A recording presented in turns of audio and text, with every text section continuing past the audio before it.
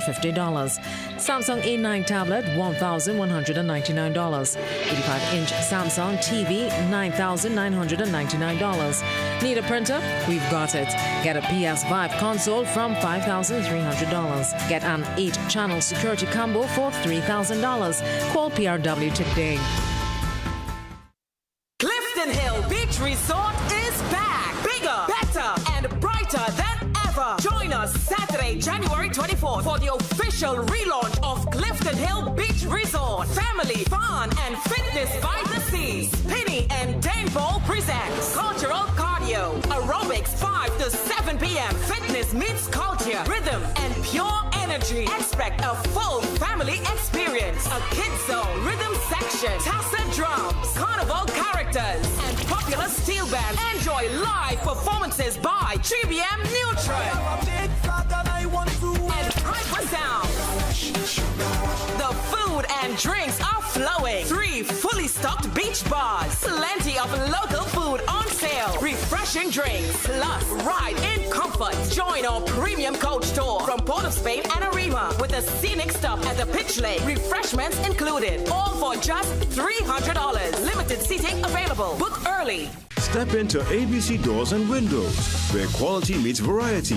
Discover premium wooden, steel panel, fiberglass, and steel security doors alongside aluminum, UPVC, and steel windows designed for strength and durability. At ABC, we're always a better choice, delivering products built to last and service you can rely on. Visit our showroom at 1 Chanka Trace, El Socorro South, or call 638-7184 to make your dream home a reality.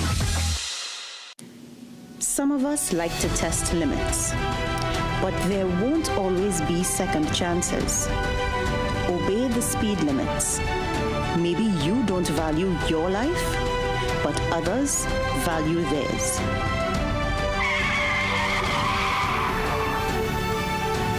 A message from the TTPS.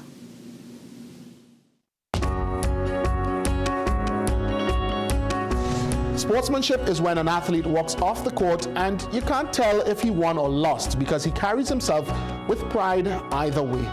This quote is an embodiment of sport, and for me, sport is an embodiment of life. We are where you are.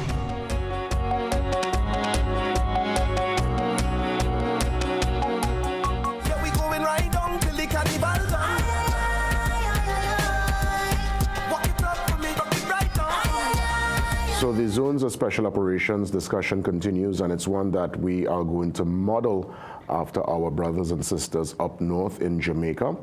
We're going to get some perspective concerning its impact on the Jamaican population, on their crime and the stats, and just that general, obviously, rollout, some of the wins, some of the concerns.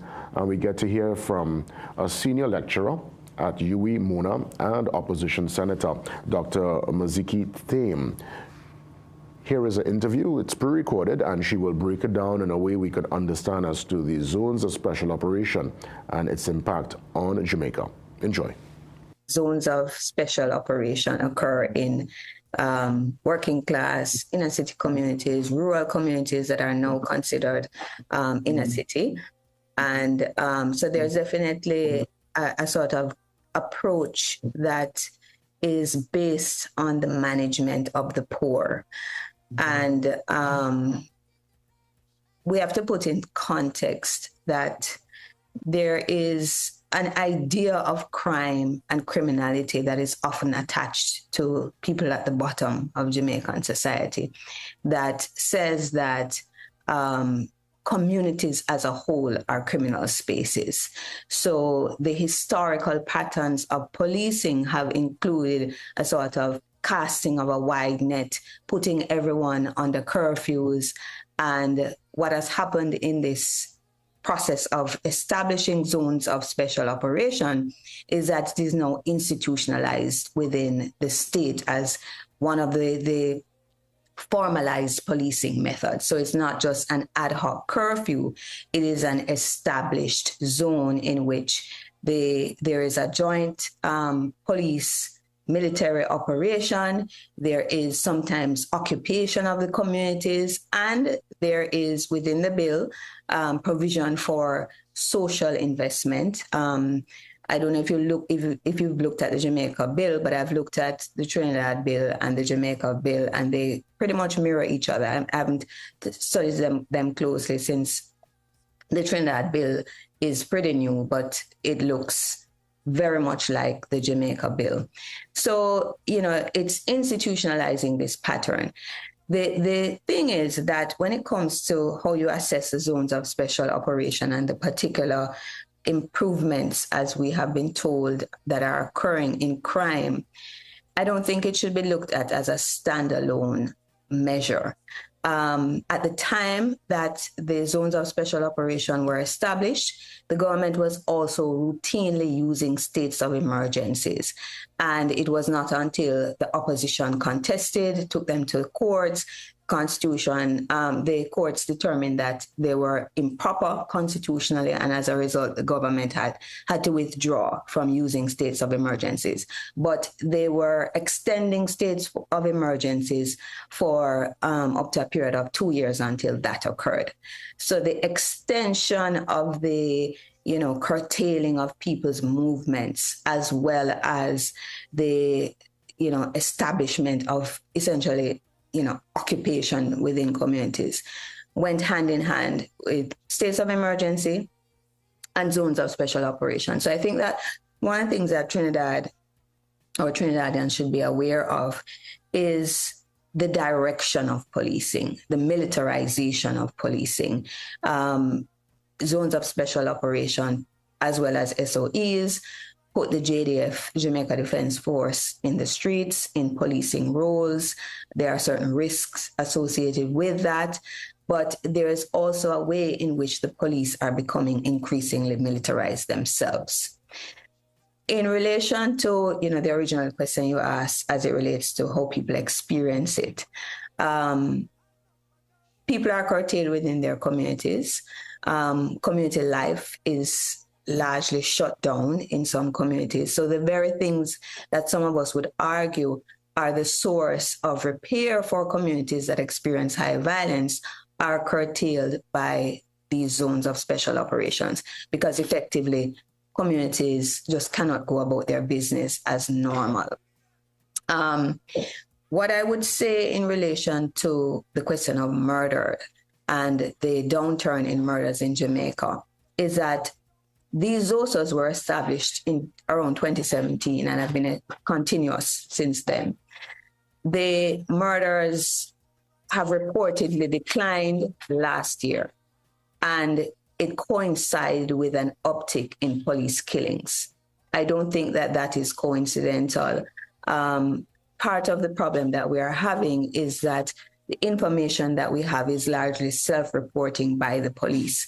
There is an independent commission that investigates the police. So far, between 2024 and 25, there were, I think, 56 arrests of police officers, and Indicom has reported that these killings especially occur in planned operations. So there is a pattern related to the killings. And if I were, I certainly would caution that we think about the decline in murders in relation to the uptick in police killings and less so the presence of ZOSOs. But that is not to say that ZOSOs are not a threat to how communities experience their rights of movement. We have to look at the historical context of how communities have been used within the context of politics, but also how the Caribbean figures in an international context. What is the value of our labor, and how is that tied into the political economies of the Caribbean that in many cases produce so-called criminal economies, illicit economies, etc. And a lot of the violence that is produced is occurring in that context. But certainly for Jamaica, as it relates to this question of the history of communities, the garrisonization of communities, the ways in which communities were brought into political violence are core to understanding the maintenance of violence in the present, though it took on a life of its own in the 1980s and after in terms of the self-financing through drugs, etc. And I think all of it is tied to the rise of the right in the world today and in the Caribbean as well. And so I think Corey made an important point about, the progressive element of social intervention in the bill, in that it gives a certain legitimacy to the bill. And what I have found is that there is some amount of appropriation of the tactics of the left by right-wing politics, where the language of the left might be used, the special, innovations that the left might have created, but they don't carry the weight of a kind of overarching transformation of our society, so that ultimately we might be doing social intervention. I mean, when I look at the reports of ZOSOs, what they're doing is rehabilitating roads, giving birth certificates. There are summer camps that are being held. I mean, things that are a part of the routine governance of the island, but they are presented as, some form of social intervention, which ultimately doesn't meet the test of how do you get at the root causes of violence and crime, and how do you transform the reality for these societies. But ultimately, I think what informs our approach in terms of heavy-handed policing, certainly in Jamaica, is a certain measure of anti-blackness, anti-poor, that says that these people are disposable, so that we can curtail them with curfews, we can kill them, and, it doesn't rise to the level of outrage in terms of figuring out alternatives, the sorts of community policing initiatives that Robert Deary was just suggesting. So that I think that ultimately, when thinking about the future of the Caribbean in terms of this problem of violence, we really have to think about what creates it in the first place, but also how do we create just societies in which people feel that they have a stake in their communities, in which their efforts are about building some sort of collective well-being. And this is very difficult, especially in this time of, the rise of authoritarian right-wing policies. I mean, if you even look at the bill, it is a prime minister that has the authority to declare a zone of special operation. And we should be thinking about these issues of, executive power and whether it is sufficiently limited in our Caribbean, and how it is that our leaders align themselves with politics that are ultimately, anti-people. I think, our solutions require a more democratic ethos, a more listening to people and figuring out how to put in place measures that are oriented towards, as I said before, collective well-being, but also just respect for the human being. Zones of special operation. So that was Dr. Thiem there. She was a guest on Tuesday Talks with David Abdullah. So we were able to get some of the perspective as to the Jamaican experience with the zones of special operations. Of course, the debate continues, and everyone's voice is a very important voice in this particular development. Senior lecturer there at UWI Muna, Dr. Thiem, giving some perspective. Let's take the pause and we come back and treat with our world weather wrap. Jamark joins us next.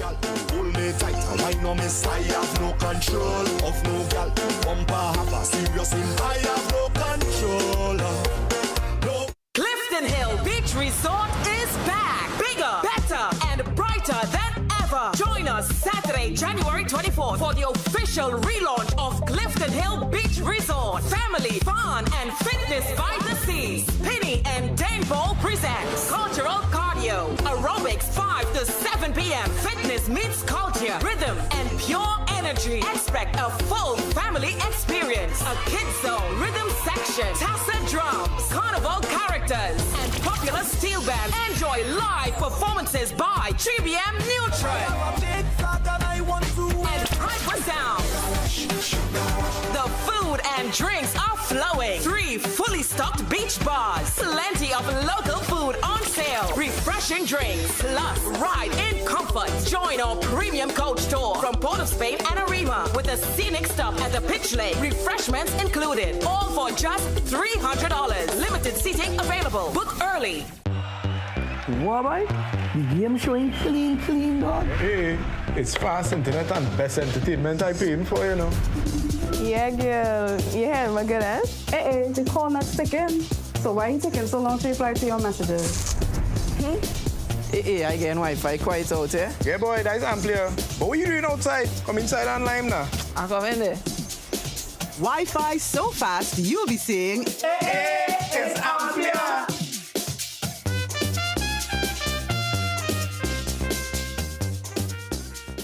Gaming Express Limited is a premium importer and retailer of the highest quality brand name electronics. We stock the widest range of PlayStation, Nintendo Switch, Samsung, and Apple devices and accessories. Visit us at Shop 52, Level 2, Gulf City Mall in San Fernando, or contact us by phone or WhatsApp message at 687-7480 or 301-9797 or 798-1280. Like our Facebook and Instagram pages for updates on products and services. Step into ABC Doors and Windows, where quality meets variety.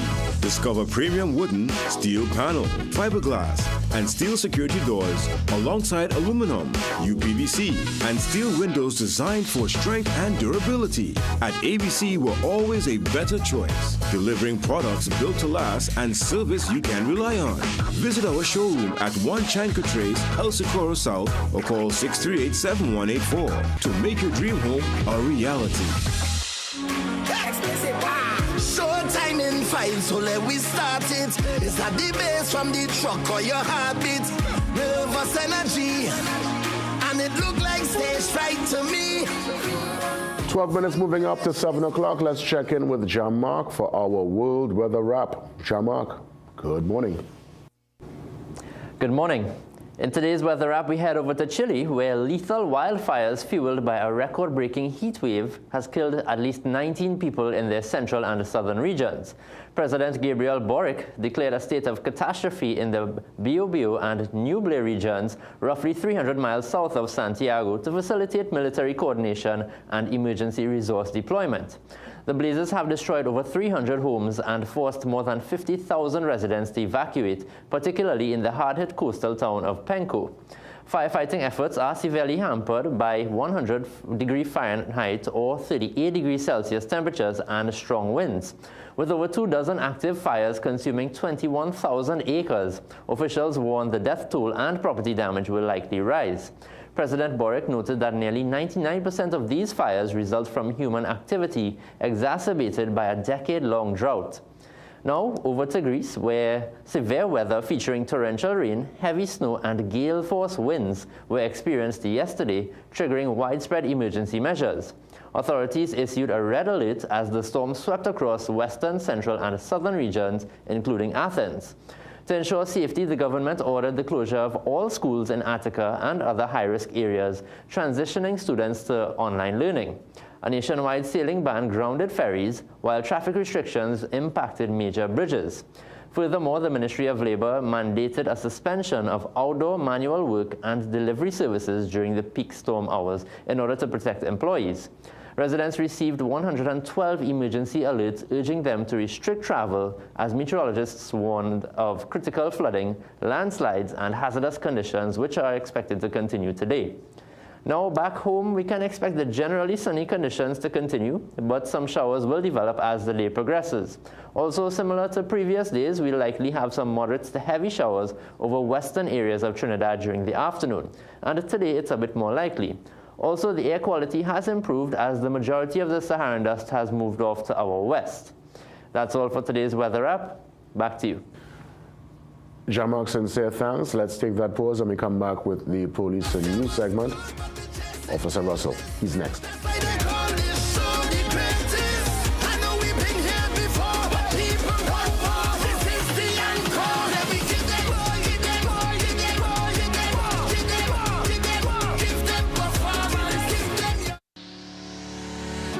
The fact where they ask the questions, those challenging questions that no other media house would ask. So, you know, shed light on those things that are in the dark, those stories that no one else wants to cover. I grew up reading The Guardian, actually. It's a household name. About The Guardian, one thing that I like, the human interest stories have increased. See the investigative pieces on the human trafficking. I find that very interesting. You go more in depth. On sports, especially local sports, and that's one of my highlights for The Guardian. Yeah, I've been in Guardian, The Guardian started coming out, started working. I was a newspaper man. The stories that are being covered are well detailed and you get more facts. Also, I think the editorials, I think they're doing a good job on this speaking the truth, and you know they're challenging the government to make things better. Me in particular, of recently, the last 2-3 months, I've been reading The Guardian. I'm seeing a lot of news about the neighborhoods and the communities, and I even saw my community featured, and I was proud. The Guardian. The Guardian? Guardian. The Guardian. The Guardian. The Guardian. The Guardian is my first choice. Some of us like to test limits, but there won't always be second chances. Obey the speed limits. Maybe you don't value your life, but others value theirs.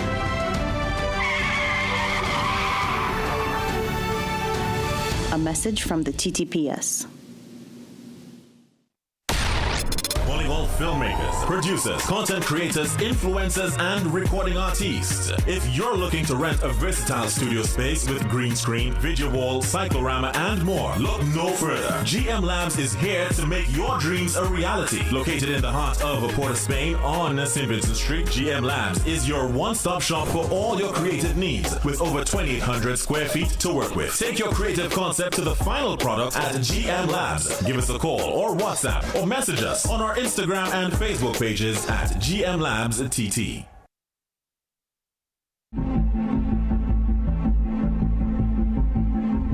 ASP Russell joins me for our Police and News segment today, Thursday. So I want to get immediately to it because I know time is of the essence this morning. Officer, good morning. Good morning, sir. Good morning, Trinidad and Tobago. On behalf of the Commissioner, Deputy Commissioners, Assistant Commissioner, First and Second Division Officers of the Trinidad and Tobago Police Service. Good morning. Good morning, Officer Russell. I want to start with the wrecking scenario. Since the records are back out, have you, or at least based on feedback from your colleagues, is there any improvement? Is behavior, is there behavioral change with how people park and treat with the city? I can only go by what I would have observed. The impound yard seems to continue to have a lot of vehicles, you know, when you're passing. Oh, gosh. I don't know if it's the time that I am passing or if it's really change, but we are seeing some improvements. However, there is a long way to go because persons are still driving recklessly. Persons are still using the shoulder. You know, we need to come away. We need to be responsible and take accountability for our actions and come away from that situation where we need the police to be there to do the right thing. Is the record going to be operating in the night? Because I know we're into the heart of the carnival and lots of events in the city, and people will be driving to these said events. Well, I will tell you this. I am not certain, but a lot of the times, especially for the big events, we do have a traffic plan. And the traffic plan it always involves the wrecker. And I will tell you something, persons will take the opportunity to park by a bus stop because it's the night, it's in the night. But if the rules, the laws are you are not to park by a bus stop, not because it's night, mean that the laws have changed. Mm-hmm. You know? So we as drivers still need to operate within the context of common sense and law. I like what you say, operate within the context of law and common sense, because our slogan for Carnival, the TTPS's slogan for Carnival is better choices, safer Carnival. Yeah. So. And that could also be aligned to the parking situation. Mm-hmm. Well, obviously, it's one where we continue to have discourse on it, and we just ask folks to do the right thing. And I mean, if I could just inform the public, you know, once your vehicle is wrecked, it's taken to the impound yard, it's opposite courts on South Key, You have to provide a valid driver's permit for those who are driving along on the expired permit and a valid insurance before that vehicle is released to you. Should the vehicle stay overnight, you'll be charged a $200 overnight fee for every night that the vehicle stays there. I want to be honest this morning and rather frank. Why are we still in this 2026 asking those who coming to get their car to bring cash? Why can't we use a card machine? Why can't we have electronic payment system? Because from what I understand, through a reliable source, that is what caused the wrecking to stop in the first place. The big hiatus we had was because of, I mean, let's be real, anywhere there's cash, there is that temptation to touch and put your hand in the cookie jar. Well, there's more accountability now, you know, and I hear you with the cash, with the issue with the cash, and eventually we would get there.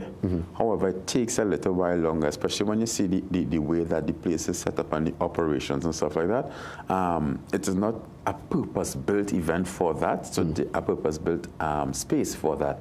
So all of the resources may not have been in place at the point in time, but the parking situation had become so... It was terrible. So, it was terrible. I'm happy you can see that. I'm honest. You see through our lenses, it has become so bad that we had to do something. People's parking on taxi stand. I've seen it. It was terrible. We had to do something to experience change behavior. Yeah.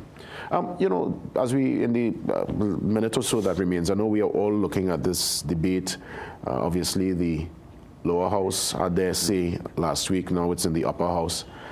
Zones of special operation. What's the general sense you're getting from colleagues as to this particular initiative? Well, the thing about it is with my colleagues, regardless of how it goes, we still have to function.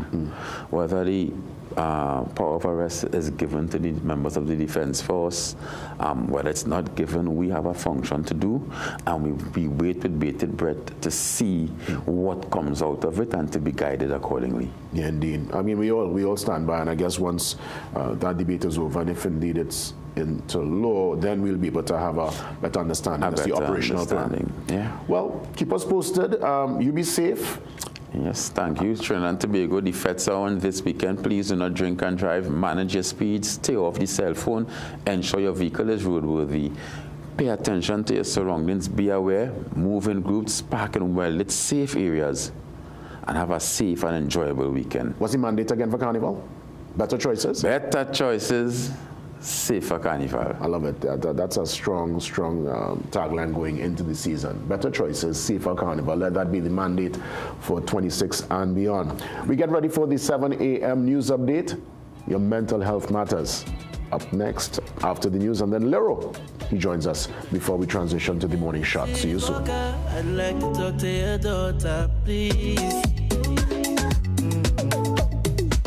She put me in hot water, and I can seem to get overseas. It's the way I feel. All when she pushing back, Miss Walker, I'm not complaining, but tell she's not playing now. Just like that.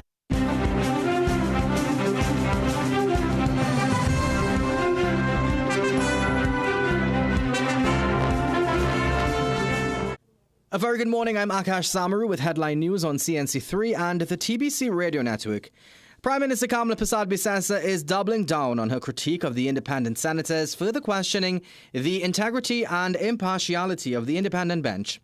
Responding to CNC3 News, Persad-Bissessar continued to refer to the 9 independent senators as, quote, president-appointed bootlicker senators, end quote.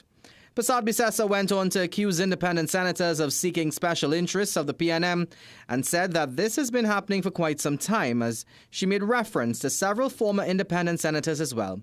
The Prime Minister also slammed several other heads of independent institutions, including the Integrity Commission, Police Complaints Authority, Police Service Commission, and even the Central Bank Governor of being affiliated with the PNM. However, opposition leader Penelope Beckles called the Prime Minister's verbal attack on the independent senators reckless. So it is literally to threaten the senators and pressure them into voting. If you, as a Prime Minister, there are many different ways that you can persuade, influence the independent senators. And it certainly ought not to be by bullying. Meanwhile, Independent Senator Michael de Labastide has fired back at the Prime Minister after she branded the Independent bench a group of bootlickers and hypocrites. During his contribution in the Senate on the Zoso bill, de Labastide said the Independent senators would have liked to have a conversation with the government beforehand to discuss their concerns with the bill. However, he said the government instead chose to insult them. And don't assume that we are PNM, even if you think, and I know there are people on the government bench that know that we are not a PNM puppet. They know that. And even if you think that, have a discussion with us before. Hear how we respond. See if we change your mind about that. There's no need for these insults and denigrating people. Meanwhile, another independent senator, Anthony Vieira, told the parliament that he always assumed the chamber was a place for reasoned argument and not merely a staging area for pre-approved outcomes. Child protection organizations welcome government's acknowledgement of the need to protect children online, but believe an outright ban is too extreme. Archbishop Charles Jason Gordon made the suggestion earlier this week during a panel on youth suicide and self-harm. A spokesperson from Childline, a free counseling phone line, says while social media carries risks, many children rely on these platforms to socialize. A sudden ban could be harmful. Activist Marcus Gisoon says while children must be protected online, evidence shows most child sexual abuse occurs within families. He is urging the state to adopt a holistic safeguarding approach that addresses harm both online and offline. Meanwhile, TNT Secondary School Support Group President Rachel Ramsamuj supports the call but stresses that reasonable regulation is not about restriction but creating a safe environment for children. Well, those are your 7 a.m. news headlines. We'll have another news update at 8 a.m. on the TBC Radio Network.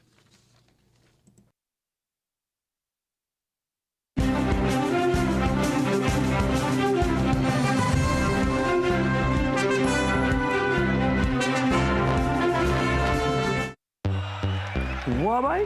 The game showing clean, dog. Hey, it's fast internet and best entertainment I paying for, you know. Yeah, girl. You heard my good, eh? Hey, the call not sticking. So why you taking so long to reply to your messages?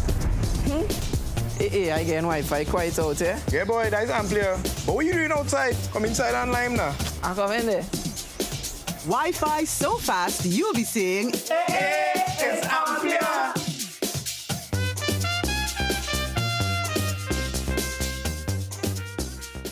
Step into ABC Doors and Windows, where quality meets variety.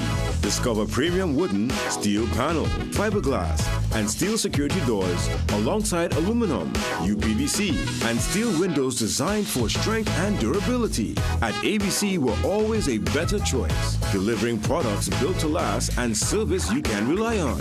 Visit our showroom at 1 Chanka Trace, El Socorro South, or call 638-7184 to make your dream home a reality.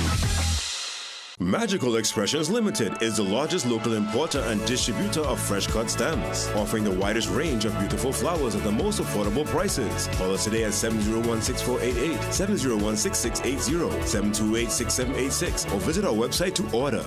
Clifton Hill Beach Resort is back. Bigger, better, and brighter than ever. Join us Saturday, January 24th for the official relaunch of Clifton Hill Beach Resort. Family, fun, and fitness by the sea. Spinny and Dane Ball presents cultural cardio, aerobics 5 to 7 p.m. Fitness meets culture, rhythm, and pure energy. Expect a full family experience. A kids zone, rhythm section, tassa drums, carnival characters, and popular steel band. Enjoy live performances by 3BM Neutron and Hyper Sound. The food and drinks are flowing. 3 fully stocked beach bars. Plenty of local food on sale. Refreshing drinks. Plus, ride in comfort. Join our premium coach tour from Port of Spain and Arima with a scenic stop at the Pitch Lake. Refreshments included. All for just $300. Limited seating available. Book early. Vibes and Soca Cooler Cruise is back. Viber City 105 FM and Team Undrunkables is bringing you the ultimate soca party experience on Carnival Wednesday, February the 11th, aboard the iconic Abba Master. boarding at 8 p.m. and sailing at 9 p.m. Tickets are just $250 and are available at all cashier outlets, Guardian Media offices, Port of Spain and South Park, and online at islandetickets.com. Evening, Mrs. Walker, I'd like to talk to your daughter, please. She put me in hot water. Beyonce steps in a few for our Mental Health Matters Thursday. Before, let's remind you of ways you can contact and make the request to sit with me or join me on the Zoom line. You're sending an email to tmd@cnc3.co.tt. Really simple, nice, short, concise, and we'll put you on as soon as possible. See you soon. Let's head across to our social media handles, Instagram, Facebook, X, formerly Twitter, very active. So stay on top of all your news. Another place to do that is via the CNC3 mobile app, your #1 source for verified breaking news, all your favorite content on demand, and programming details readily available. We head across to the Trinidad and Tobago Guardian, the guardian of democracy, 108 years in the business. We continue to be agile, move with the times, and that's why you could enjoy the digital Guardian on your laptop, on your computer, on your cell phone. Visit guardian.co.tt for your subscription today. Let's head across to our food for thought. It says, the greatest discovery of all time is that a person can change his future by merely changing his attitude. Again, the greatest discovery of all time is that a person can change his or her future. I put in her there just to make sure we balance the thing. By merely changing his attitude or her attitude. Don't the ladies feel left out at all? Because some ladies also need to change the attitude too. Can't just be us all men all the time. So by all means, great words there from Oprah Winfrey. Up next, the mental health matters. And today, Beyonce is asking, do you know why? Do you? We'll find out. Beyonce IODK next.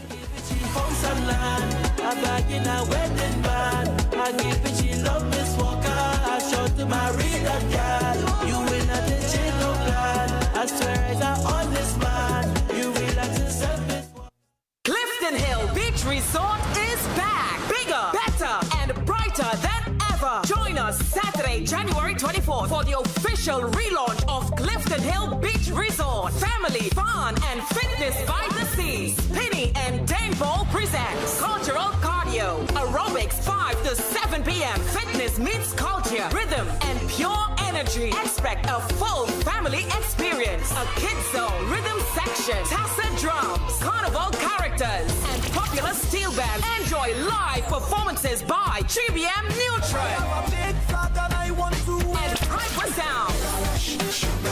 The food and drinks are flowing. 3 fully stocked beach bars. Plenty of local food on sale. Refreshing drinks. Plus, ride in comfort. Join our premium coach tour from Port of Spain and Arima with a scenic stop at the Pitch Lake. Refreshments included. All for just $300. Limited seating available. Book early. Things don't always go as expected. Be ready with Trinry for auto, home, business and group life. Call us at 800-TRIN or visit trinry.com today. Huge insurance premium. Pay your premiums bit by bit with FlexiPay from Trinry. For more manageable auto, home and commercial insurance payments, call us at 800-TRIN or visit trinry.com today. Trinry.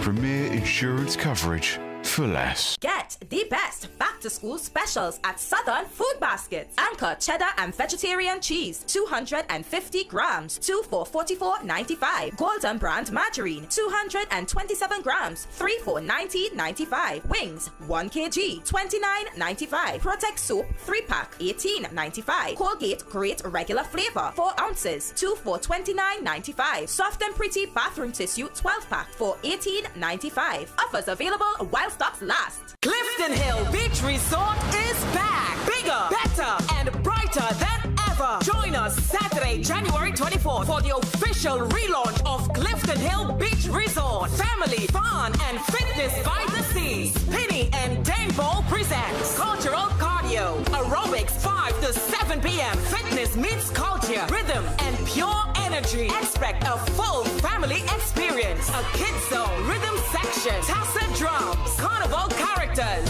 and popular steel bands. Enjoy live performances by 3BM Neutron and Hyper Sound. The food and drinks are flowing. 3 fully stocked beach bars, plenty of local food on sale, refreshing drinks, plus ride in comfort. Join our premium coach tour from Port of Spain and Arima with a scenic stop at the pitch lake. Refreshments included, all for just $300. Limited seating available. Book early.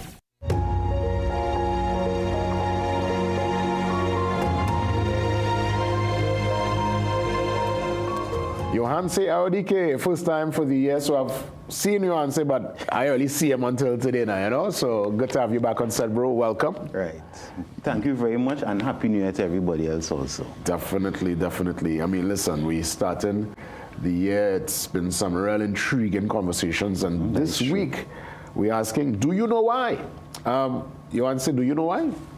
Well, that is the question, and that is the important thing is, I'm sure, and those who view into, I'm sure experience this. You do something and you say afterwards, why do that for, boy? Why was we really thinking, what was going through my mind? And you ask yourself that question after. Now, if that ever happened to you, that is a red flag, eh? It's a red flag because we're supposed to know why we're doing something in the moment. Now, I'm not saying it's perfect, and I'm not even perfect with it. But if we don't understand why we're doing something, then we could do anything. Then we're not in control of ourselves. Well, we all have the power of choice. I think choice is something that is tremendous. I mean, it's my choice to pick up myself and walk up the set to just do something crazy, but you know that doing that will have consequences. You know, you plan it out, you map it out, and you recognize that it's not a good look. So, power of choice, and I guess when you make a choice and you do something that might be contrary to your normal operation, you have to figure out why. And I guess I could start by saying peer pressure. I think that is one for sure. Chain up is a serious thing, you know, you want to say. Okay, now good. Now when we start to ask why, we started digging layers, right? So if we go peer pressure or chain up or peer pressure does work because of something going on with you, right? And so it may be I want to fit in. Yes, sense of belonging. I have low self-esteem. Sometimes the chain up could be even I want to get in good with these people, so I look like a taken chain up, right? But you see, sometimes the reason it don't matter. The reason, what matters is you know why you're doing it. Because sometimes people react to things. So you see how we say you just walk off a set, you do something quote unquote crazy. Right?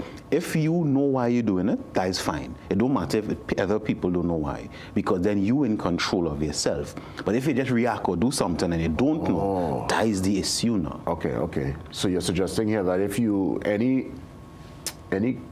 major decision or something that might be considered unorthodox, if you do it, have a game plan, know why you're doing it, and go through with it. And I guess for me, I kind of look at repercussions. If I could treat with the repercussions, I will activate. If I can't treat with the repercussions, I will humble myself and live to see another day. Perfect. You see what you do there? You analyze why, so that the decision you made was within the power of Jason.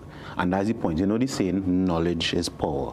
So therefore, if you don't know why you're doing something, then you have no knowledge of it. That means you're powerless. So therefore, have people walking around powerless, you know, because as they smell something, they buy it. As somebody tell them something, they get vexed. As this happens, they just reacting and they have no power over what they do. How do we get to a place of calm and balance? How do we balance it off? But first, even ask the question, why? And most times, people ask that question when something detrimental starts to happen in their life. So let's just say you're procrastinating and you didn't study the way you're supposed to. You're drinking too much alcohol and you reach a certain stage. You have a bad relationship and you're wondering, well, why always ending up in this situation? Is only when something detrimental or bad happens, we start asking that question. So I'm saying even to those listening and viewing, before something happens, ask yourself why every day. Why, even for the mundane stuff. Why does make macaroni pie this way? Why does do this thing this way? And sometimes it could be, well, that's what I see my parents do. But even why they were doing that. And it's good to analyze that because you can decide what habits you're keeping and what you're releasing. You think social media adds an extra layer to some of the decisions we make based on the visuals and that interaction and that the signals coming from the social media platform and space? Yes, and that layer, real thick now, because most times when you ask somebody, well, why do that or why do that, a lot of time now is, well, because I see it on one of the social media platforms. And why is that? Is because it's repetitive, right? It's funny, I was having a discussion with a colleague, and we were talking about the play on words, right? And TIC, T-I-C, right? TIC means repetitive, unorthodox behavior. And then we was like, oh, well, maybe that's why they call it TikTok, right? And we were just having a laugh about that. But if you look at TikTok especially, is repeated what the same thing, and it's repeating itself. So after all, what your brain does, your brain starts to repeat whatever it is you looking at. And that becomes who you are. And sometimes you don't even know it. Sometimes you do something and it's because you see it, but you don't even know why. So when I ask, so why you do that? And only when the person starts to think about it, say, well, that's what I see. And it's only when they connect to that. So asking then, when you're doing it, is it really helping you? Is it really you doing it, or is that you learn it from somewhere and it may not be to your benefit? Is it that sometimes the way we act, the choices we make, the behavior we would put out there is cultural, based on environment, based on you're living on an island, so naturally, okay, you grew up knowing that soca music play, I guess the mindset will be after bend down, wind down, low thing. You see children doing it. Who teach a child to do that? You're in a space, you see, observe adults, and you just adapt. And I guess I wonder how much of our behavior is truly cultural. I would say I would start with 99% first, right? Yeah. Because culture could be a Trinidad culture, it could be Port of Spain culture, it could be San Fernando culture, it could be, and we could even use religion as a culture, because if you're within a certain religion, is a cultural practice. And that's a good question to ask, because sometimes we react automatically and not know. So like you pass and you play a song, and people just start to move in. You know, we have a traditional Trinidad chip. Everybody just chip the same way. Where we get that from is because what we see. But it's very possible that if you don't know why you're doing it, now it don't also have to be Trinidad culture, it could be anything. If you don't know why you're doing it, you'll just keep doing it repeatedly. And that's where the problem is, because then you're powerless. So then, let's say in the middle of doing something, somebody could just play a song and you lose concentration because you have to whine. I just gave you an example. Nothing wrong with the whine, but if you can't control it, that's this. What about doing something, making a choice over and over and over? There's repetition in the choice, and it almost becomes an addiction. Let's say to a substance, to a particular lifestyle. Again, you just don't know why. You're not even doing anything for you anymore, but you're just doing it. Well, it always will be doing something if you keep doing it, right? That's what I realized working with addicts, because sometimes even this why is to break down, okay, if you're taking a substance, why? Or it make me feel good. Why it make you feel it? Because, and we go down and down and down. It's because something you're coping with most times. Most vices or addictions because we coping with something, but if we never connect to the why, we'll keep doing it. And addiction and vices could even be to a type of person. Sometimes men and women say, why always end up with this type of man or woman, boy? Why always attracted to this kind of person? And when you dig down to the why, well, this type of person represents this thing for me. But that's what in their mind, and it might line up with what the person really is. You know, in moments of anger, that is when sometimes, as we say in local terms, people jump out themselves. So you'll find the scraping of the car, the mashing up of property, the cutting up of electrical cords. I mean, we have seen it all. We have heard all kind of horror stories, cutting of clothes, mashing up of wares. When one gets to that place and they lose control, could you still, I mean, that's a question I guess you still have to ask yourself, do you know why? I mean, you know why, but why are you acting that in such a uncharacteristic way then? Because especially folks who more or less calm, cool, collective, and they just totally jump out themselves and go beyond the boundary when angry. How we treat with that? Anger, I'll give a new definition for anger, right? Anger is when we don't like the reality and we want to change it. and we don't have the tools to change it, so we just do something, right? If you realize somebody's not what you wanted, or they do something that you don't like and you want to change it, if I break this thing, it might make he or she change. If I shout and scrape the car, it might make he or she change, or it might change the reality of things. And or I don't like it, so I need to exert this energy in some way that would affect the situation. But most times it is illogical because it don't accomplish the goal you want. So if you understand why, I just want to hurt this person, or I'm not agreeing with the reason, but at least you know why. And most times we know why, but we don't like to admit it in those situations. Yeah, because, just trying to think of all different scenarios where, again, the power of choice, and sometimes the choice we make could be, detrimental. We're talking here, it could set you back. Worst case scenario, really do something. You always have crimes of passion, where somebody really went over and beyond, and you end up now having to sit down and lawyer up, and a lot of years in your life gone because of a particular decision in a moment. That happens. Now, what we're discussing is a skill. Skill meaning you have to practice it, right? Asking yourself why, and before you do anything, and those who win, you could do it with small things first. Like, I'm feeling for something, why I really want this, right? I'm feeling to wear this, why I really want this. And once you practice it, when the bigger things happen, or the unexpected spur of the moment things happen, your brain does also be wired in that way, right? To ask yourself why, so it would reduce. I'm not saying eliminate, because sometimes when something happens, quote unquote, you just react. But at least reduce the choices you make without you being in control of it. You think this is one where if someone is struggling to give themselves an answer as to why, you could seek some professional help to help you get over the line? Definitely, because I think, and I think I could speak for a lot of people, I think everybody wants to be in control of their life, They want to be able to say, I could control myself. I know what decisions I make, even though sometimes it's hard decisions, even though sometimes it might be immediate decisions, but I want that control, because when you do something and then you have to ask yourself, well, why after? A lot of times it's regret. It's be very disempowering, and could even lead you down to more negative parts when you're thinking about the control or the power that you don't have. How much of the decisions we make as adults could be linked back to sometimes childhood trauma, what we would have gone through as children, unresolved issues that will not manifest itself in a particular behavioral pattern as a big man or big woman? Well, I would say 90% is not only decisions made from trauma, because if I had a good experience as a child, I would want to replicate those same situations, So a lot of what 90%, I wouldn't go 100%, but 90% of what happens. So sometimes understanding or even facing, sometimes that hard, facing the experiences we had as a child could help us understand who we are now. No, not always, but going back to comfort, and child only mean below the age of 10. It could happen in teenager, because teenagerhood shape a lot of us. For sure, yeah. Teenager is very important and very critical. Let me just fix up my tie there. All right, good, nice. That's what I do like a cricketer at all.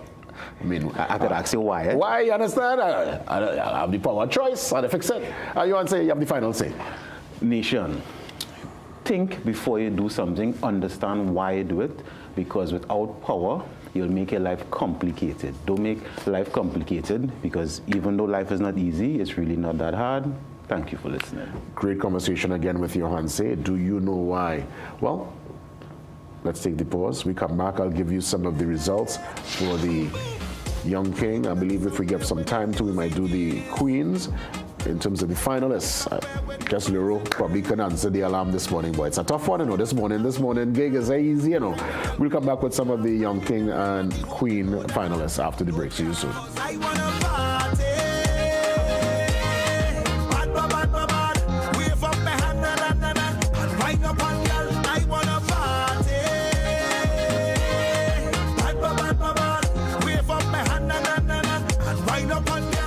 Magical Expressions Limited is the largest local importer and distributor of fresh cut stems, offering the widest range of beautiful flowers at the most affordable prices. Call us today at 701-6488, 701-6680, 728-6786, or visit our website to order.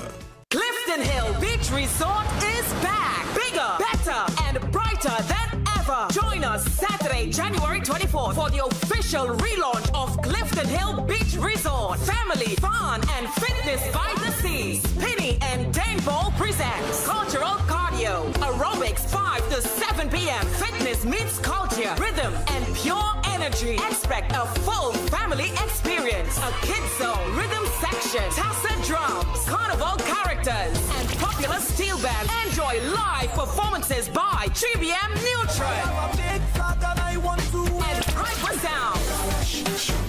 The food and drinks are flowing. 3 fully stocked beach bars, plenty of local food on sale, refreshing drinks, plus ride in comfort. Join our premium coach tour from Port of Spain and Arima with a scenic stop at the pitch lake. Refreshments included, all for just $300. Limited seating available. Book early. PRW, the People's Company. Check us for all your computer and electronic needs. Get a laptop, printer, bag combo, only $2,650. Samsung A9 tablet, $1,199. 85-inch Samsung TV, $9,999. Need a printer? We've got it. Get a PS5 console from $5,300. Get an 8-channel security combo for $3,000. Call PRW today. Visit Tire Clinic Marketing, New Truck and OTR Tire Service Center at number 30 and 32 Montrose Main Road, Chabonas. Call today at 665-8973 or 672-3419. Alignment services available. Tire Clinic Marketing, Truck and OTR Service Center. A tire for every need.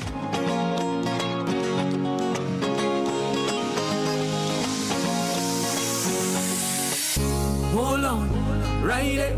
I love you what I see in front of me. Slow down.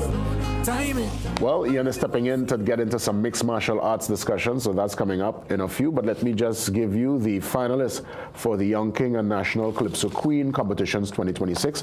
In terms of the Young Kings, we have the likes of Aaron Duncan, Preety, Andre Nelson, Caston Cupid. Our very own Caston Cupid is part of it.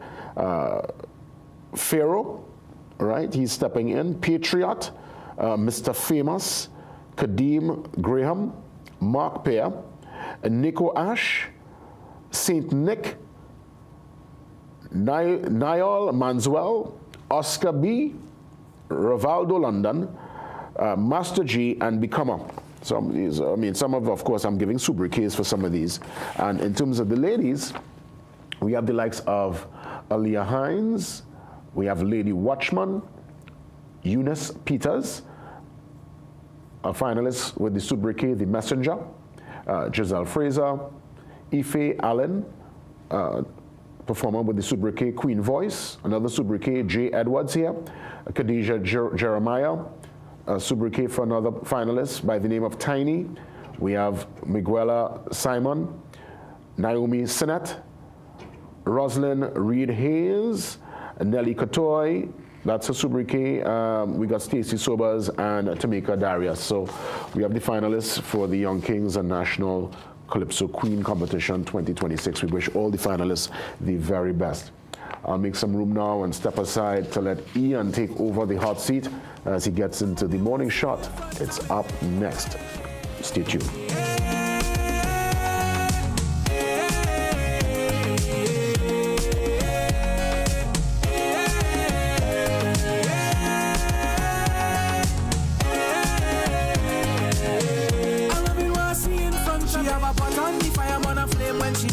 Clifton Hill Beach Resort is back. Bigger, better, and brighter than ever. Join us Saturday, January 24th for the official relaunch of Clifton Hill Beach Resort. Family, fun, and fitness by the sea. Penny and Dane Ball presents cultural cardio, aerobics 5 to 7 p.m. Fitness meets culture, rhythm, and pure energy. Expect a full family experience. A kids zone, rhythm section, tassa drums, carnival characters, and popular steel band. Enjoy live performances by 3BM Neutron and Hyper Sound. The food and drinks are flowing. 3 fully stocked beach bars. Plenty of local food on sale. Refreshing drinks. Plus, ride in comfort. Join our premium coach tour from Port of Spain and Arima with a scenic stop at the Pitch Lake. Refreshments included. All for just $300. Limited seating available. Book early. Trinidad and Tobago Carnival presents, for the very first time, at the Carnival Village, Queen's Park, Savannah, Port of Spain, Chutney Soca Monarch, the semi-final show. Friday, 30th January, showtime 7 p.m. 25 artists. RG the band, 1 stage, 1 night. Only 10 go to the final. Absolutely free to the public. Call 868-468-8728 or email southexevents@gmail.com. CSM 26. Struggling with blood sugar swings, high blood pressure, or stiff joints? Take control with Aja Nutrition's powerful wellness trio. Berberine Plus supports healthy blood sugar. Blood pressure support helps keep your pressure in check. And Joint Aid keeps your joints moving so you can stay active every day. Don't wait. Choose Aja Nutrition for trusted, effective solutions. Available at Pennywise and leading pharmacies nationwide. Feel better, move better, live better with Aja Nutrition. This is more than just music. This is where you find the best of TNT. This is more than just a vibe. This is where Bollywood gets a twist.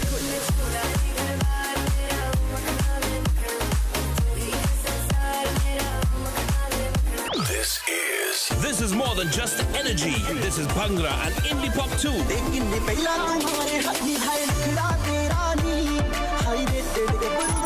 This is the mix. This is the life. Lock on or log on now. Sangeet 106.1 FM. This is authentic East Indian radio. This is us.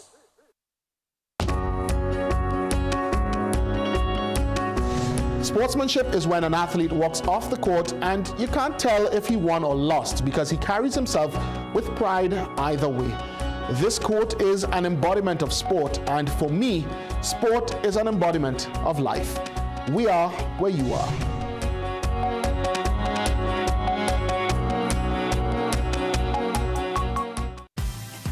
Get the story first. Want to know what's happening in news, sports, or crime? Get the CNC3 app. As the story breaks, CNC3 is there giving you the story first on your mobile device. Be connected to the most trusted and reliable news source, CNC3. Access your world with just a tap. The CNC3 app.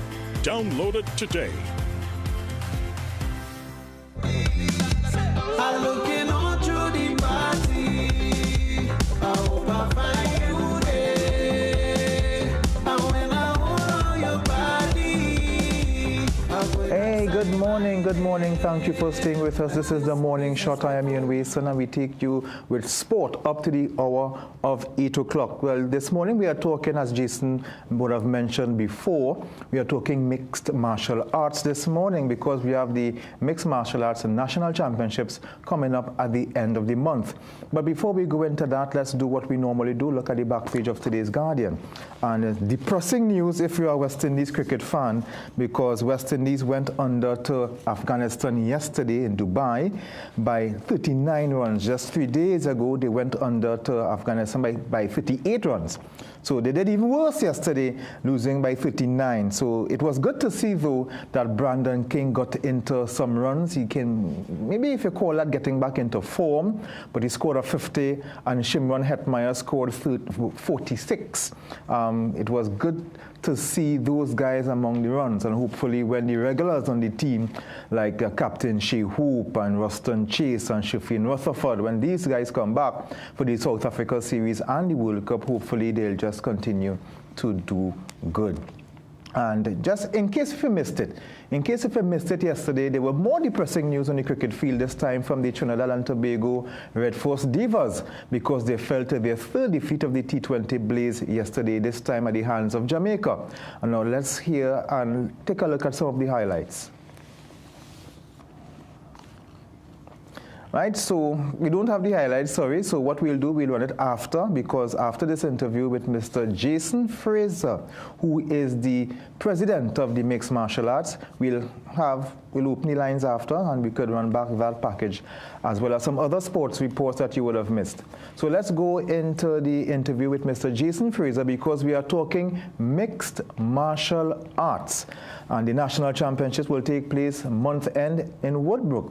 So we want to welcome the president, and he's not only the president of the Trinidad and Tobago Mixed Martial Arts, he's also the vice president of the Pan Am Federation, and he was just recently appointed as to the International Mixed Martial Arts Federation Ethics Commission. And we want to welcome Mr. Fraser. Good morning. Good morning, Ian, and good morning to CNC3 listeners. It's good to be here again. Yes, of course. Nice having you here. Nice having you here. Now tell me, let's go straight into it. The Mixed Martial Arts National Championships. What are you expecting in terms of participation and, of course, maybe outside fighters coming in? Sure. Well, this is a national championship with a difference. What we did, we have a invitational national championship. Reason that we actually invited 7 other countries, which is Antigua, Barbados, Grenada, Guyana, Jamaica, St. Lucia, who will definitely be here, and Venezuela, is because some of these countries don't have the amount of athletes to actually host proper national championship, one for a better word. Mm-hmm. So we invite them to bring the top athletes so they could be a part. So we'll have more competition, it's going to be more exciting, and this championship is going to be one with a difference. Mm-hmm. Yeah. So it will be good, and always good to welcome the outside influence. Sure. We have athletes from Tobago, from east, west, north of Trinidad, central Trinidad, and we're hoping that the public could really come out and support this event, you know, because we know it's in the midst of Carnival and all of that. So to take the chance to do an event at this time of the year, it's also, you know, we call it, at the end of the day, we love challenges, and the sport is a challenging sport. So everybody, we ask in all of Trinidad and Tobago to come out and support the event at the Woodbrook Youth Facility on the 31st of January. And as you mentioned, having this tournament during Carnival season, I'm sure it is difficult. Is it that you have to have it around this time? Was it possible to be delayed? Because of the logistics, we have now the Pan American Championship in Mexico again from the 1st to the 8th of May. So as a result of that, we needed to do 2 championships. So we can get away from it, basically, because then Grenada will also be hosting the first historic event in April, and Trinidad will definitely be there to support. You know, as we all know by now that Warren Gill is the head for the Pan American region, just appointed as the head official for the whole of the Pan American. Talking about, imagine coming from a dot over USA, Canada, Argentina, Brazil, and for Trinidad and Tobago to have the head official, and he's not just the head for the Pan American, but he is also the only person from the Western Hemisphere who is appointed on the International Commission. Yeah. Western Hemisphere. Yeah. That's excellent news, and of course a big achievement for him. Congratulations to him. Now, of course, with every sport event, we always have challenges with the corporate Trinidad in helping with sponsorship and things like that. Now we have Carnival season, and you know in Trinidad and Tobago, Carnival takes precedence over everything. How difficult, or is it difficult to secure sponsorship and support for this event? It passed difficult, actually. Yeah. Actually, this championship, we don't have one financial sponsor as yet. So, not one? Not one. But we have product sponsor like Universal Ambulance. They have been with us for years, for about 8 years, 9 years now. So they actually come. We have, you know, the graphic studio from Vistabella, Anderson Ward. So we have those type of sponsors, but to really have sponsors to inject into it, you know, we're hoping that a hotel could come forward to give us a best rate or something so that we could actually help accommodate the foreigners who come in. But, you know, I mean, even to get a case of water as a product sponsor in the midst of Carnival for this event, it's very difficult. Well, they say, the rumor has it that Iowa have holy water. Then I need to see Iowa. And in terms of the international support, you have fighters coming from, as I say, Antigua, Barbuda, Barbados, Grenada, Guyana, Jamaica, St. Lucia, Venezuela. If these want to watch the event, how can they watch it? Sure, we actually be streaming on a Wave. On Wave Network. So, we'll put up the information when that is concerned, but they could actually contact us through our page, Trinidad and Tobago Mixed Martial Arts Federation. By tomorrow, we should have a poster out with the actual link with it. So we'll be going viral on the social media with that. And of course, mixed martial arts is still a growing sport. It's not up there with football and cricket and basketball, but I know that you have also involved in Sambo, which is close to mixed martial arts. You have been around an ambassador for the sport for quite a while. How difficult is getting these sports in the forefront, in the front burner? Well, you see, it come back to the mainstream media, and the media houses, as I tell everyone, is a vehicle in actually making anything happen. They could either make you or break you. So I want to thank the media houses, who have actually been supporting us all these years. But you're correct. Although, we're not up there with football, but we have a big difference. Each time we leave the country and represent the country, we always put Trinidad and Tobago on the podium. And, I keep saying that, I think that there should be a system to look at sports from a tier system point of view and give support in that, because it doesn't make sense to invest in all these monies in. I mean, I love all sport, don't get me wrong, but my sport is Sambo and MMA, so I have to actually, advocate for that. But when you're actually talking about success and you want to measure it, I mean, that's a whole show by itself. I could actually go down the road with that, because we have medals. Look, we just came back from the Pan American Championship in November, and we came back with 4 medals. At the end of the day, 2 silver and 2 bronze. But we medaled gold before that, and then we had Alyssa Adams, who actually is the only person from the Caribbean that have ever won a medal at the World Youth Championship in Abu Dhabi in 2024. And to go out there to come up against 133 countries, over 1,600 athletes, and coming from a dot again, because that's how we have been described. A dot. As a dot, and bring home a bronze medal. Trust me, and in a female category, that has been a historic moment for us. And Trinidad and Tobago is going to continue to put us on the map. Our Mixed Martial Arts Federation is going to continue to put Trinidad on the map. We're going to continue to blaze the trail. We have a very good team with us, and we're hoping that we could actually have that support, because we are target mostly, youths who come from the tough communities and so forth. And if we talk about combating crime and fighting crime and all these bullying in school and all of that, we need all hands on deck. It cannot just be, that we celebrate after we achieve. To get to that point, there's a build-up, there's a system that we have to go through. And I was now coming to ask you about that, because of course the talk around town is the susus or whatever, the zusus or whatever, the zone of these things. How can this mixed martial arts, how can that help with the crime situation? It could, but you see, we need to have more dialogue. Those in authorities need to have dialogues with the NGOs and so forth, and at the end of the day, if we don't have that conversation, because it have to start with a conversation, you just can't be making decisions from where you're sitting in a house with 4 walls around you. You have to come to the ground. And if we will get back to the grassroots and the communities, then trust me, I always believe it takes a village to raise a child. I'm from Tobago, and that is how we know it. So if you don't get back into the village and the village councils and the community groups and the churches and those things, the homes will continue to be broken. And we're living in a different time. We're living in a time now that technology is far way different than my days and your days. So come on, we have to actually keep that close-knitted and bring youth through sports where the discipline and the self-respect, and you could build a confidence and show them that not everybody could be a doctor or a host like you or a lawyer or a teacher. There's a pathway in sport also. Of course, and we're talking the sport. Who can we expect to see? What are some of the big names, the defending champions and things like that? And how is training and things like that going for these athletes? And if getting venues to train is a problem? No, getting venues to train is not a problem. We have accredited clubs that is recognized by the National Federation, which is the only representative for the International Federation in Trinidad and Tobago. So we have our headquarters in Bataria, Gracie Jiu-Jitsu, which is run by Coach Warren Gill. That is from Monday to Saturday. And then we have classes in South by Karen Bourne, HitFit South. We have Josh Wilkins in St. James, Jeremy Rudolfo in Rampage Fitness in Arima. We have clubs all over, Deep South, Tobago.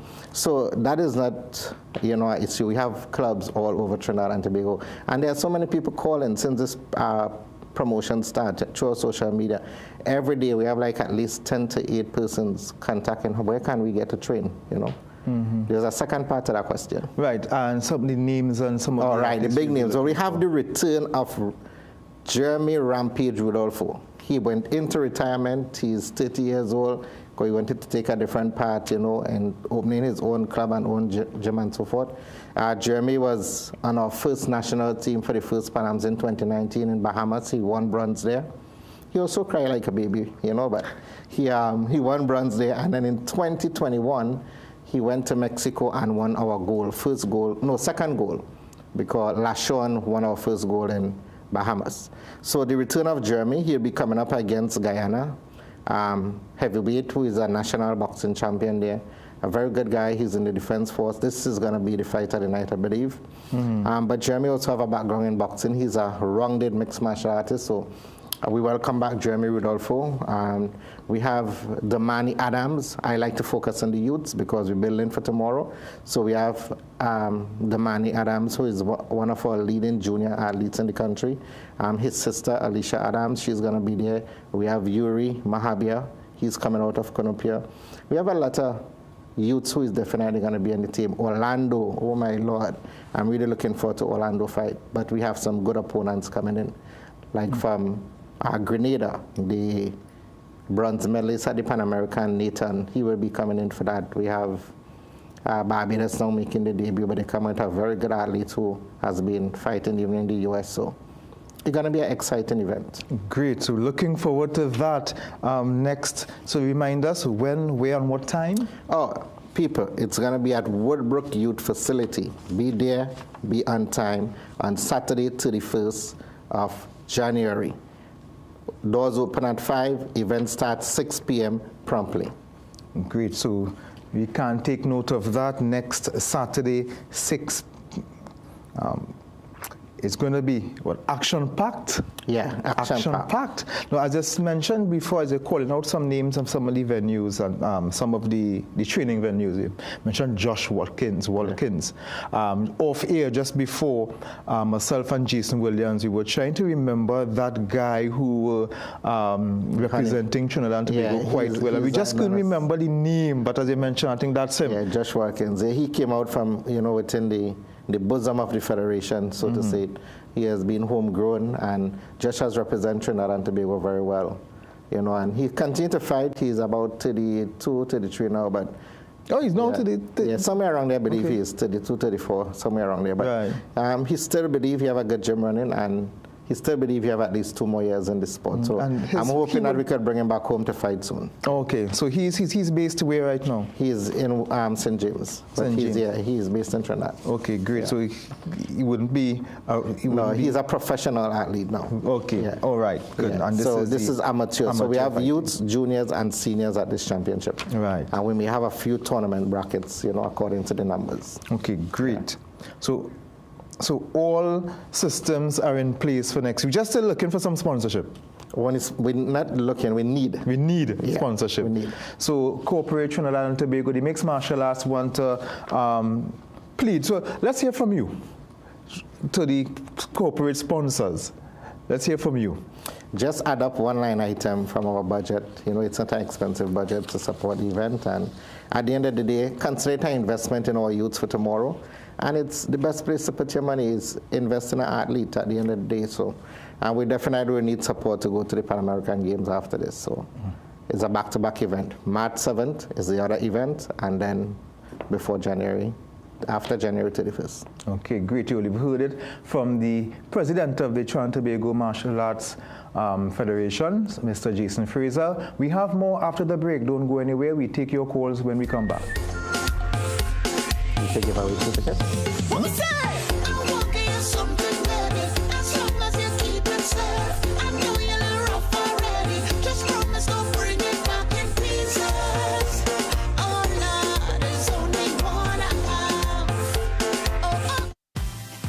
Get the story first. Want to know what's happening in news, sports, or crime? Get the CNC3 app.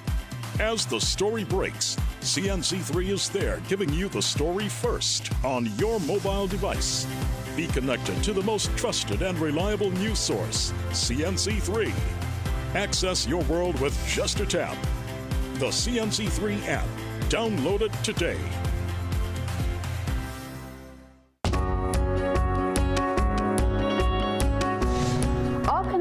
Is reliable, credible, and authentic. Thank you for trusting me to bring you the news. It's a privilege to be in your homes and hearts. With every story and every newscast, CNC3 is keeping you informed and inspired. When it comes to news, we are where you are.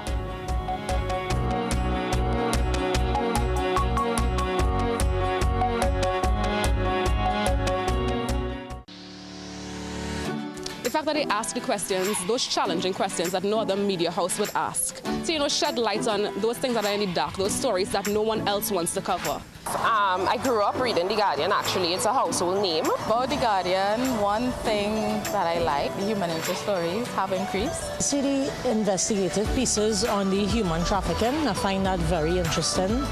You go more in depth. On sports, especially local sports, and that's one of my highlights for The Guardian.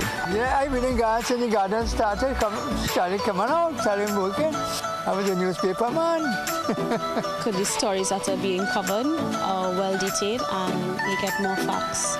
Also, I think the editorials, I think they're doing a good job on this speaking the truth, and they're challenging the government to make things better. Me in particular, of recently, the last 2-3 months, I've been reading The Guardian. I'm seeing a lot of news about the neighborhoods and the communities, and I even saw my community featured, and I was proud. But The Guardian. The Guardian? Guardian. Trinidad Guardian. The Guardian. The Guardian. Trinidad Guardian. The Guardian is my first choice.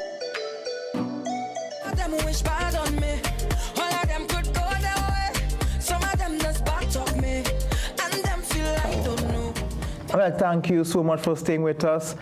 We have more, but we just a little twist because we have a ticket giveaway for the mixed martial arts. All you have to do is answer simple question, and if you have been paying attention to the interview before the break, the answer should not be hard to get. And the question is, who is the name of the female athlete who won this country's first medal at the World Youth Championship in Abu Dhabi in 2019? 2024, sorry.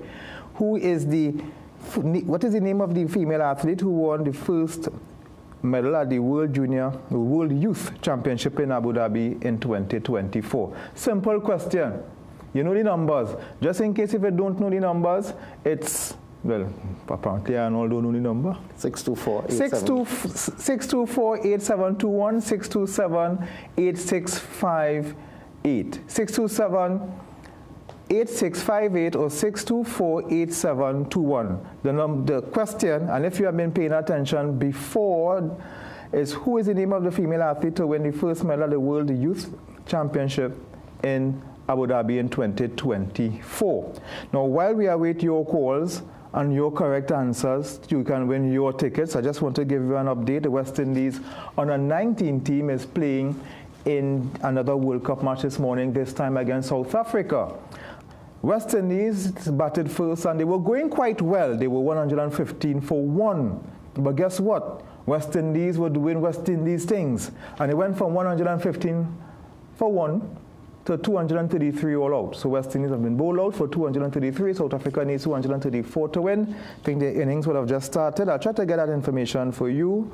But West Indies have set South Africa 234 to win. Well, going back to the cricket, while we await your calls still, we haven't got any calls yet. Let me repeat the question. Who is the name of the female athlete who won this country's first medal at the World Youth Championships in Abu Dhabi in 2024. So we await your answer and your calls for that. That's the second question. And of course, there's a second question too, and Mr. Fraser would remind me of the second question. The date of the event and the venue. This one is very easy. The date and the venue of the national championships, mixed martial arts national championships. The date and the venue. And again, if you were paying attention before the break, the answers are very easy. Very easy. So we await your calls. Now, let's go back to the story that I referred to earlier with the West Indies, the West Indies T20 Blaze, where the women, but before we go to that, we have a caller who wants to win a ticket. Good morning. Good morning. I'm not hearing, so I'm hoping you're still there. Good morning. Yes, good morning. Good morning. Hi, good morning. I'm calling to answer the question. Yes, which question? Both questions? One question? Is the first female, I believe you all would have asked. Yes. Is it Alyssa Adam? Yeah. Ding, ding, ding, ding, ding. You are a winner. You are a winner. So what we'll do, you'll stay on the line. They will take your information off air and you can arrange to get your ticket. Yeah. Right? Okay, great. So we have a winner. Leave me my number. Right. Okay, great. So we have the second question. So you can get another ticket. And they are ringside tickets, ringside tickets. And the other question is when and where are the World Championships, the Mixed Martial Arts Championships? When and where? Again, if you were paying attention, you can do like that lady and win yourself ringside tickets. So let's hear it. Let's hear it. So while we are waiting another winner, let's go back to that match yesterday where the Red Force Divas lost to Jamaica. All right, so do you want to get some information from Jason, because we might not have time with that story, that cricket story, just to tell you that Trinidad and Tobago lost and we will play for the bronze medal tomorrow, and we will be playing Guyana tomorrow for the bronze medal, just to put that out there. Yeah, I want to ask the... we have our next caller. Okay. So, good morning. Good morning. Good morning. How are you going? Good, good. I'm calling to answer the question. Yes, when and where do Mixed Martial Arts National Championships? Saturday, 31st of January at 6 o'clock and at the Woodbrook Center. Excellent, excellent. We're on a perfect run this morning. 2 calls, 2 winners. Yeah. So again, congratulations to the 2 winners. And just like the first caller, stay on the line. They will take your information off air, right? And congratulations again. Right, so Jason, yeah. As we go, because we have about 2 minutes to wrap up this morning, anything else you would like to add as it pertains to the mixed martial arts? Yeah, whereas we all aware is an amateur sport, so it's not professional. So these athletes definitely need, a lot of encouragement, a lot of support. Most time we don't come by finances, but just your presence coming at the venue to cheer on your national athletes, and it's good. And for the other foreign athletes who we have coming in, those from Barbados who live here, we have a lot of Guyanese here, a lot of Venezuelans here, Grenadians. You all come out and support your very own, from their country, come and wave your flag, and let's have a good time. I mean, it's carnival time, so jumping up at that Woodbrook Youth facility is going to be a very good thing. Yeah. And we know that the event will also be streamed on Wave TV TT.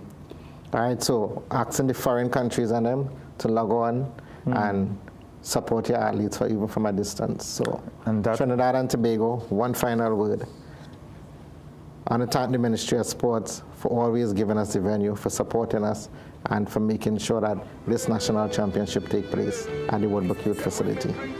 We want to thank you for sharing that information with us and spending the last half hour with us. We want to thank you so much. Thank you so much. Thank you for spending the last 2 hours with us. And do join us tomorrow morning again for another Morning Brew with Jason Williams. Have a great day. Hey, farmer, see your messages. I promise you this ain't the road vestiges. Thanks for checking on me and my whole team. I see you asking if I finish with the road scene. I say I done with competition, I am finished with the road. My carnival show is on a different episode. It don't matter if I call.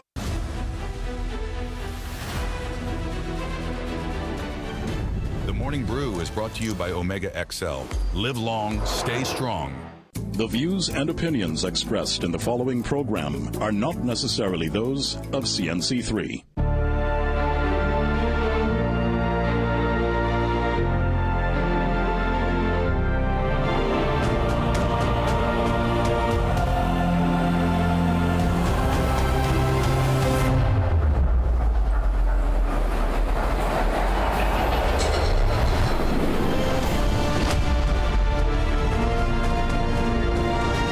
Thousands of years ago, in ancient Greece, early physicians began observing the human body, searching for answers to pain and illness, and laying the foundation for how we understand health today. They believed the body was not governed by punishment or fate, but by processes that could be studied, understood, and treated. By watching closely, they began to recognize patterns, signs that appeared again and again in the human body. Swelling, heat, pain.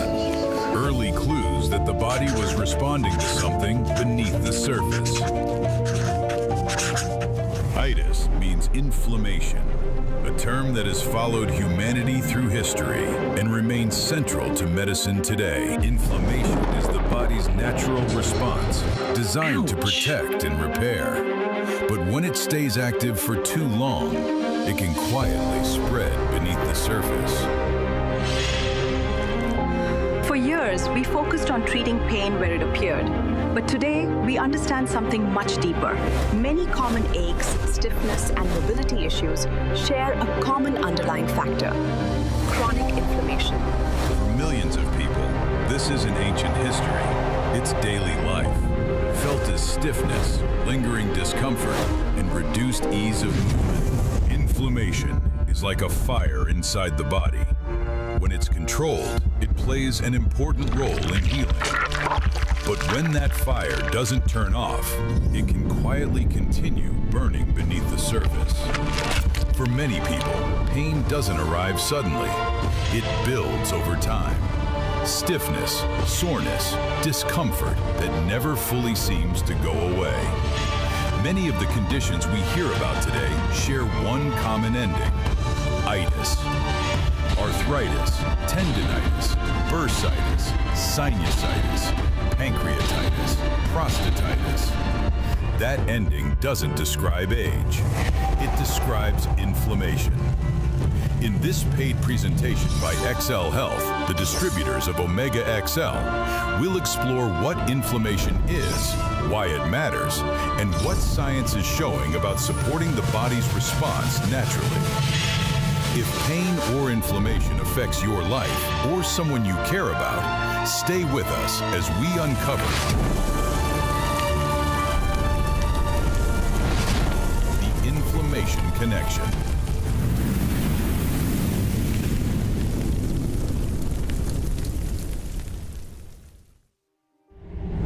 Pancreatitis, inflammation of the pancreas. Arthritis, inflammation of the joints. Myocarditis, inflammation of the heart. What does all these words have in common? All these medical conditions, what does it have in common? This, itis. But what does itis really mean? The term itis, itis, came from the Greek philosopher Hippocrates. Hippocrates laid the foundation for how inflammation is understood today. Today, doctors understand that many common aches, stiffness, and mobility issues share this underlying factor: chronic inflammation. That's why modern approaches focus on supporting the body's natural inflammatory response, rather than simply masking symptoms. Targeted nutritional support can help calm inflammation at its source, restoring balance within the body.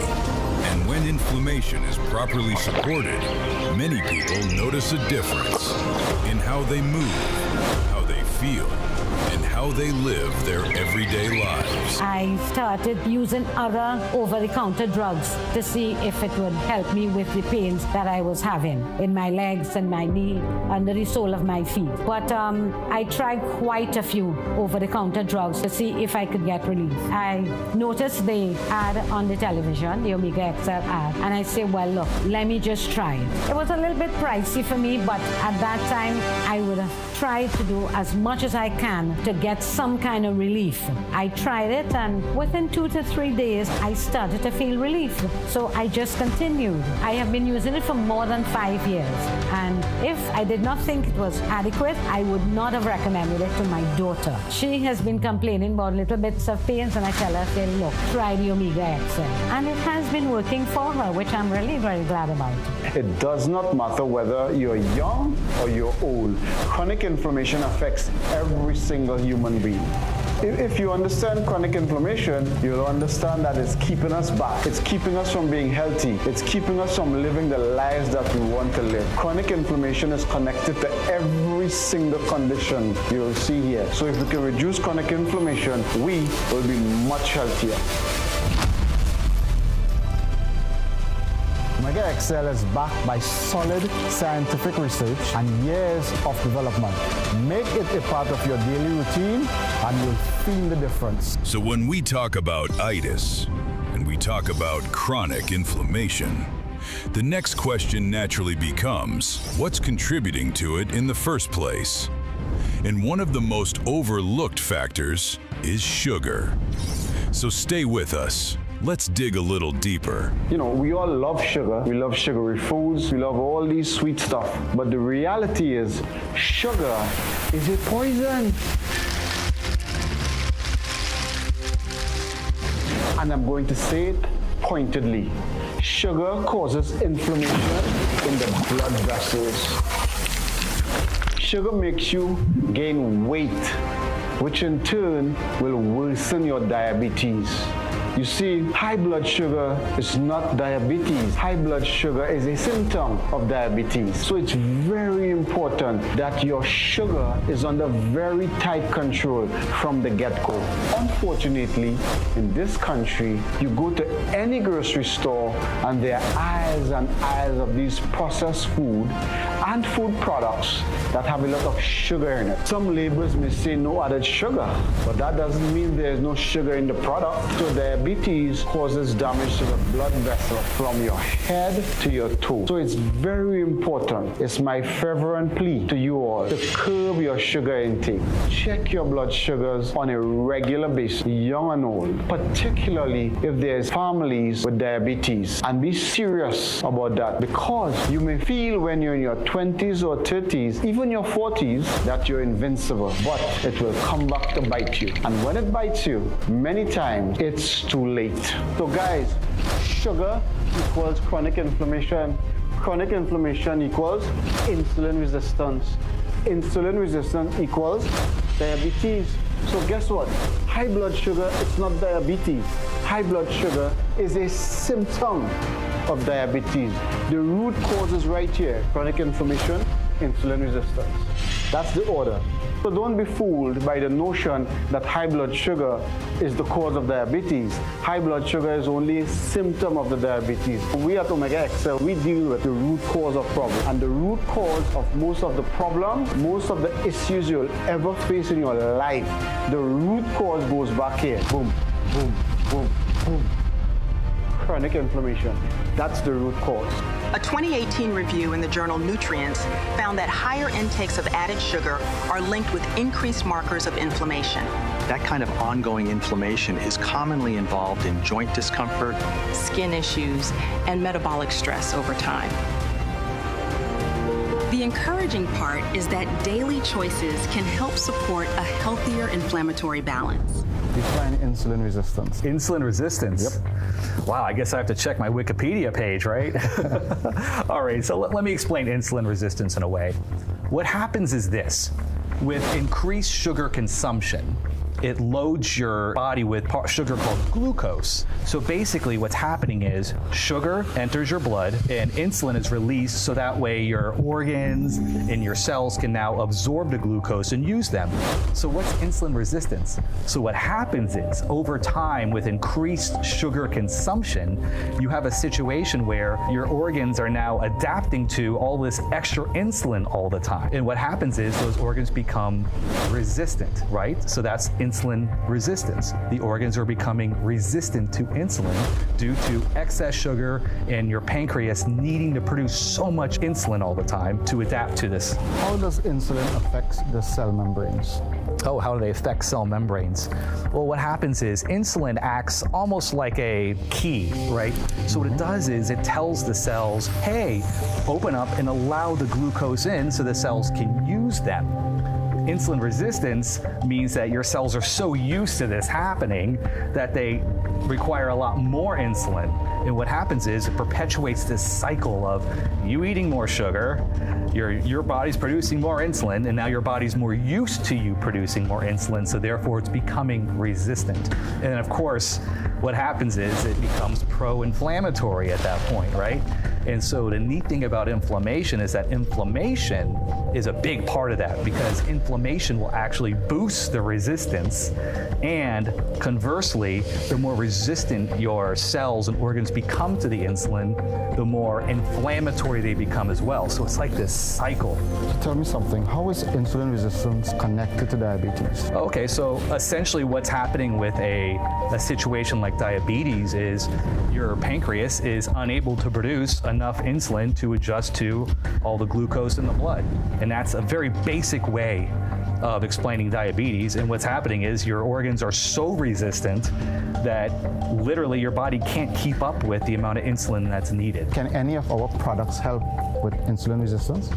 Well, of course, products can help, and help, believe me, help's a key word here, okay? Because nothing is better than you just eating less sugar. Let's be honest. Eat less sugar, and yes, then you could take products to help you. Inflammation is the body's natural response to injury or threat. Think of inflammation like a fire alarm. Helpful when there's danger. But when it doesn't turn off, that's when problems begin. Chronic inflammation can quietly damage joints, organs, even blood vessels. The goal isn't to eliminate inflammation, it's to control it. Controlling inflammation starts with what you eat every day. Too much sugar and processed food can keep inflammation switched on. Regular movement helps calm the inflammatory response. Poor sleep and chronic stress quietly fuel inflammation. Whole foods, fiber, and healthy fats support balance. Omega-3s are well studied for supporting a healthy inflammatory response. Inflammation is one of your body's natural defense mechanisms. But when it stays active for too long or shows up when it isn't needed, it can quietly disrupt how you feel. You see, chronic inflammation affects your skin, your energy, your digestion, and even your mood. You see, in today's world, our diet, the foods we eat, are too rich in omega-6 foods.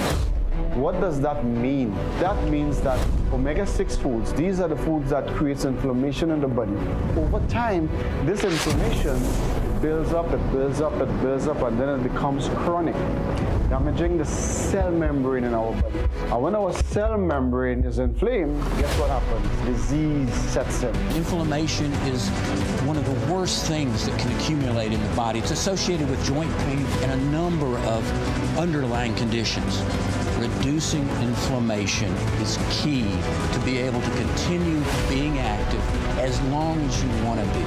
And that's why I recommend Omega-XL. So we've established that chronic inflammation is the root cause. It's like the doorway, it opens up, it sets the path for pain and diseases. So it's so important to manage chronic inflammation. And that's the reason why we're here, to help you, to educate you, to manage chronic inflammation, so so that you can be on the path to good health. Always remember, keep in mind, chronic inflammation, it's the doorway, it's the root. Chronic inflammation, friends, remember. Reducing inflammation is key to be able to continue being active as long as you want to be. Chronic inflammation. Chronic inflammation. Chronic inflammation. Chronic inflammation. Chronic inflammation. Chronic inflammation. Chronic inflammation is the enemy.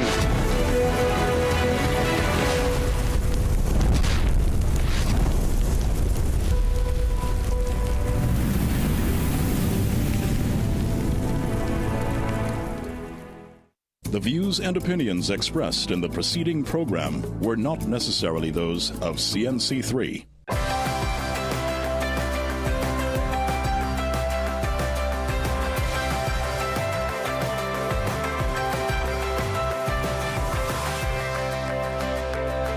You're watching CNC3. As an affiliate of CNN International, we now join their current programming. So you are perfect to discuss this morning. Ellie, let me just read you a bit of Smith's opening remarks that Politico now has Reuters too. Smith is allegedly going to say President Trump was charged because the evidence established that he willfully broke the very laws that he took oath to uphold. So what do you expect from Jack Smith in public?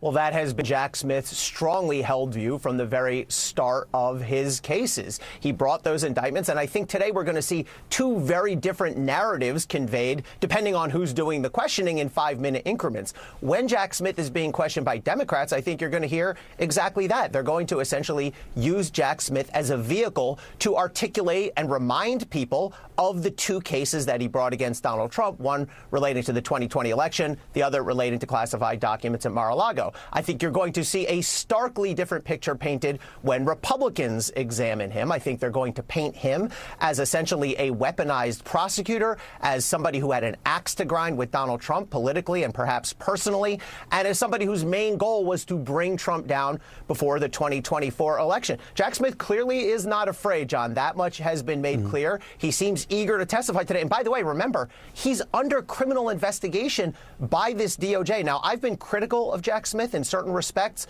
I don't see anything that he's done that would be criminal, that merits a criminal investigation. And clearly, he's willing to go in front of Congress today and in front of the cameras and give his testimony regardless of that pending investigation.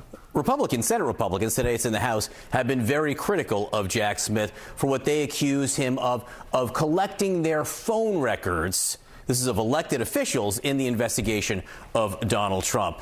What's your take on that? There is a fair political and policy criticism of Jack Smith. It's fair to ask whether his collection of the phone records of various Republican members of the Senate and House went too far. But legally speaking, Republicans are off base here. We've heard Republican members of Congress accuse Jack Smith of spying on them, of wiretapping him. That's not what happened. He did not listen to or get access to the content of their phone conversations. He simply got records showing during that key 3-day period around January 6th who called who, when, and for how long. That is fairly standard for prosecutors to get. You can get it with a subpoena. And by the way, it is not something that's just been sort of surprisingly revealed. Jack Smith himself put that in his final special counsel report. So there's no secret there. I think Republicans have overplayed their hand on that one. Expect some heat on that subject, though, and many others, no doubt. Ellie Honig, I know you've been watching it very closely. Great to see you this morning. Thank you very much. Widespread unemployment and inequality, the critical warning about the possible nightmare scenario of AI, and why Duke is filing a lawsuit against its star quarterback.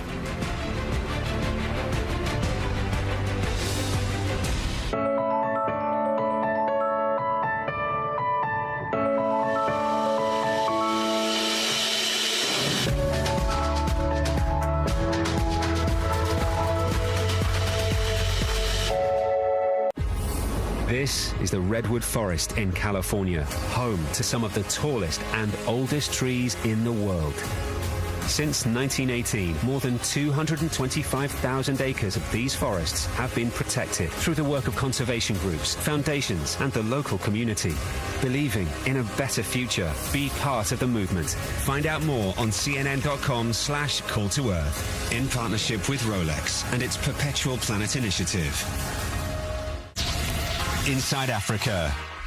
See a continent in transformation as trailblazers evolve culture, technology and industry across Africa and beyond. From Cape Town to the world, Tanda Choir is using the power of song to be heard far beyond South Africa. The initial dream was becoming the next big choir in not only South Africa, in the world.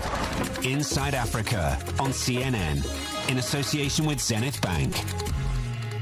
Powerful nations have discussed what to do about Russia, what to do about the war in Ukraine. Homes here were shattered in an instant. This is one of the main streets here in the camp, and it's been turned to mud. Protesters throw rocks, sticks over this border fence. They've seen Israeli troops on the other side, and we've heard what appears to be the sound of gunfire. This is a humanitarian crisis that they have to address.